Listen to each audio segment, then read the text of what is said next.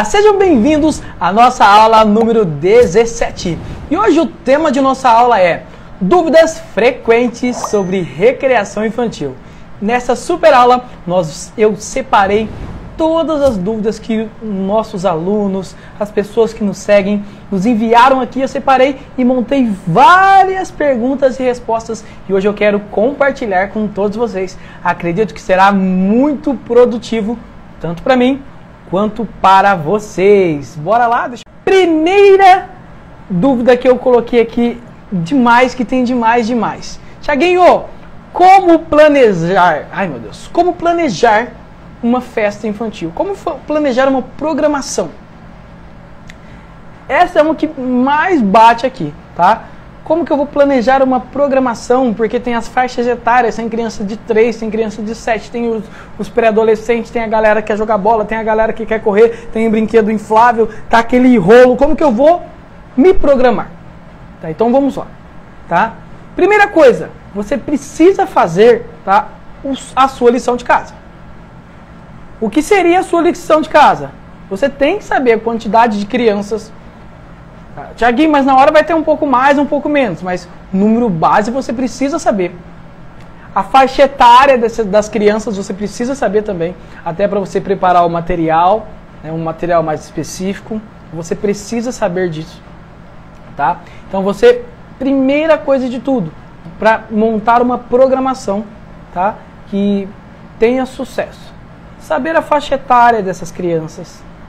Saber quantas crianças. Verificar no local, tá? Verificar no local possíveis ambientes que possam acontecer um acidente. Então, de repente, você tá na festa e tem uma quina muito grande que você sabe que lá pode acontecer um acidente. Então, na sua programação, você vai fazer algo que não utilize esse espaço. Ou que se utilize, você vai colocar alguma coisa tapando, vedando esse espaço. Isso parece bobo, né?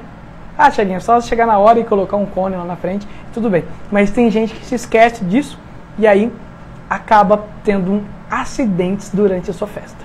Então, primeira coisa, continuando, como planejar, tá, uma festa infantil. Então, você precisa fazer a sua lição de casa, que é saber a quantidade de crianças, saber a faixa etária das crianças, saber sobre o ambiente, ver os possíveis locais que você vai fazer o piquenique das crianças, onde você pode fazer uma brincadeira mais ativa, uma brincadeira de corrida, uma brincadeira de pega-pega, onde as crianças podem se sentar mais tranquilas, né? Que não seja um chão, que não esteja quente, você vai colocar as crianças para sentar no sol. Você precisa ver. É claro que os recreadores com muita experiência, com bastante experiência, só de chegar no local ele já pega aquelas sacadas no ar, já vê o perfil das crianças e tudo por aí vai. Mas eu aconselho sempre vocês a realizarem, tá, esse passo a passo para vocês não se complicarem. Então, faça esse passo a passo e aí depois você vem montando as atividades. Tá? E aí quando a gente vai montar essa programação, aí sim a gente vem. Eu gosto muito de basear a minha programação em atividades no início da festa, com atividades de integração, atividades para a sociabilização das crianças. Onde as crianças vão chegando, elas vão se socializando com você, com as outras crianças, com o ambiente. Então são atividades fáceis de se replicar, tá? Onde quem chega, através do exemplo da outra criança, ela já consegue pegar o que está acontecendo e já fazer a execução dessa atividade também. Então é algo que fica bem bacana para vocês. Então tá chegando uma criança, ela está vendo o outro fazendo, você já chega, acolhe ela e já vai continuando. Vai para segunda. Thiaguinho, o que eu faço quando as crianças não querem brincar? Ou tem crianças tímidas que ficam quietinhas no canto dentro delas? Ou tem crianças que têm dificuldade de fazer interações, né? Que elas se rejeitam, elas não querem. O que eu faço? Tá? Então, tem algumas técnicas que a gente utiliza, tá? Primeira coisa, para perceber quem são essas crianças, para não expor essas crianças, que a gente tem que tomar um cuidado muito grande. De repente, se a criança fala um não para você, não, eu não quero brincar agora, a gente precisa entender e também respeitar essa criança. Tudo bem, se ela não quer naquele momento, tá ok, a gente não quer, beleza. Só que você cria algumas estratégias para chegando essa criança pertinho de você. para que ela possa ter essa oportunidade também de participar. Porque, não sei se vocês sabem, tem 3 maneiras de uma criança participar de uma recreação. Tem a maneira ativa, passiva e a mista. Maneira ativa é quando a criança propriamente ela está brincando mesmo na recreação. Ela está no jogo. Uma maneira passiva, ela está assistindo, mas ela está participando, mas ela está assistindo. Então ela está numa maneira passiva.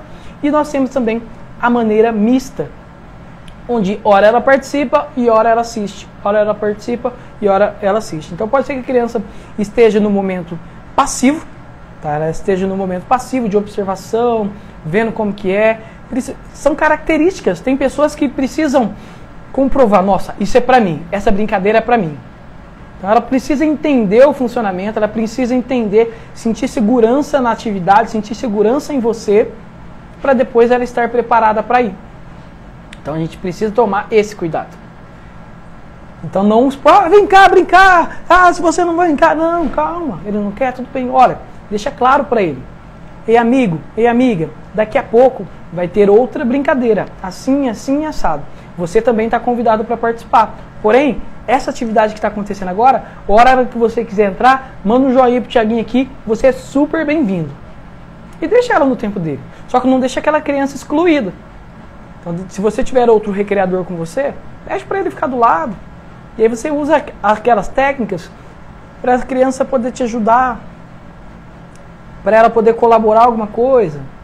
Então tá fazendo brincadeira, olha, você não pode fazer a contagem pra gente? Então se der alguma coisa errada, você conta.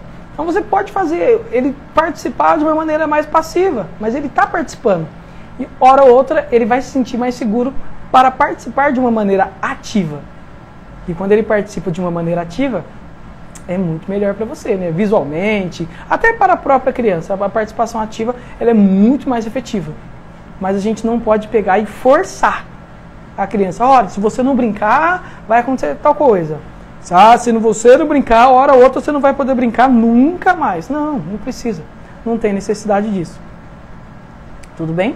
Então, nós vamos agora para o terceiro. A primeira foi como planejar e executar as atividades recreativas, né, uma programação. A segunda, como lidar com as crianças tímidas, as crianças que têm vergonha, as crianças que não têm tanto, às vezes não está interessada. E só voltando um pouquinho nessa segunda. E às vezes, essa criança que não quer brincar nesse momento, ela está correspondendo a algo que está acontecendo internamente nela. De repente ela levou uma bronca dos pais, de repente ela foi mal na escola, de repente ela, ao chegar da festa ela caiu, machucou, de repente ela está triste porque o melhor amigo dela não chegou ainda. Quarto, como garantir a segurança das crianças durante as atividades? Tá, eu recebo muitas perguntas sobre esse assunto. Thiaguinho, como é que eu faço para as crianças? Não fica tão bonitinho assim, né? Mas a pergunta chega. Thiaguinho, como que eu faço para as crianças não se machucarem? Tá? Como que eu faço para as crianças não se machucarem durante as atividades? E a gente tem que prestar atenção que só do jeito que a gente explica a atividade, a gente pode dar motivos para as crianças se machucarem. Então vamos lá, a gente vai fazer um pega-pega, por exemplo. Se a gente não delimita o espaço, que é o básico, né, a gente delimitar o espaço, as crianças podem ir para o outro local, no início, que você não pode passar daquela linha, não pode passar da outra, não pode passar. Lembra aquela quina que eu falei para vocês? Tá? Realmente. Olha o que ele colocou aqui. Verdade, quem explica as atividades é quem determina o sucesso. Realmente, a gente precisa fazer essa explicação para a gente ter um sucesso nas nossas atividades e, consequentemente, o sucesso nosso profissional. Bora! Então vamos lá, galera. Rapidão.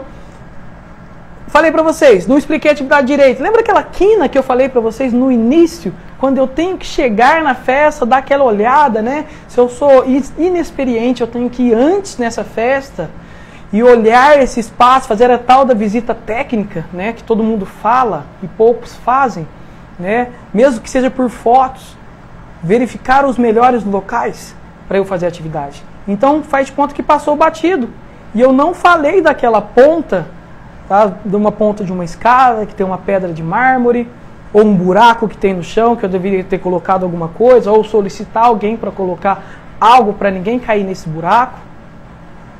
Tá? Então, é algo que assim, que eu peço para vocês, a gente tem que tomar muito cuidado com isso. E na nossa explicação a gente já consegue prever isso. Só de eu direcionar as crianças, galera, atenção, tá vendo aquela ponta? Aquela ponta é proibida, aquela ponta não pode participar. Isso se eu falar de uma maneira direta.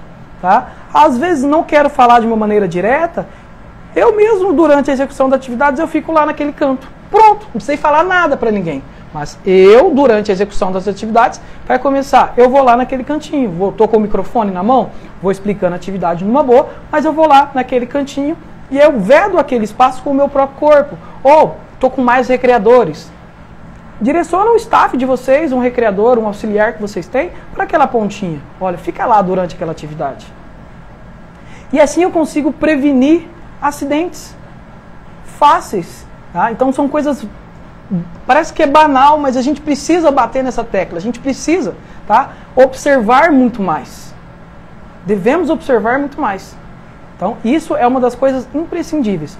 Por exemplo, não analisar, quando a gente fala em segurança, não analisar as idades que a gente está trabalhando. De repente eu estou com um grupinho aí de 3 e 4, mas eu tenho criança lá de 8, 9 e 10. O controle corporal de uma criança 3 e 4 é limitado perto de uma criança de 8, 9 e 10. E aí a gente quer fazer um pega-pega porque os pais estão todo mundo olhando, e o pega-pega é aquela brincadeira que tira sorrisos das crianças, e vai aquela energia, e aí a gente vai lá, monta o pega-pega, e o menino maior naquela ansiedade vai lá e passa por cima do menor. Com 2 minutos de brincadeiras, com 1 minuto e 30, tem 3, 4 crianças quase pisoteadas pelos maiores que vão naquela ânsia. De querer ganhar, de querer pegar, de querer... Por quê? 8, 9, 10 é aquela idade que eles estão no desafio, eles querem desafio puro. Então se você desafiar, eles vão morder, eles vão com tudo para conseguir. E a galerinha de 3, 4, eles estão no... Gente, não faz de conta que aquilo vai se transformar nisso, você vai pegar isso aqui, aquela varinha vai congelar. Eles estão nesse mundo. Então, se eu não souber conduzir atividades com esses dois grupos, eu tenho que mesclar e saber muito bem o que eu vou fazer. Então, isso entra dentro da segurança. É isso. Gratidão mais uma vez. Um beijo, um abraço para todos. Uma maravilhosa Páscoa, tá? Abençoada para todos vocês, que seja muito significativa. Abraços, beijos e fui!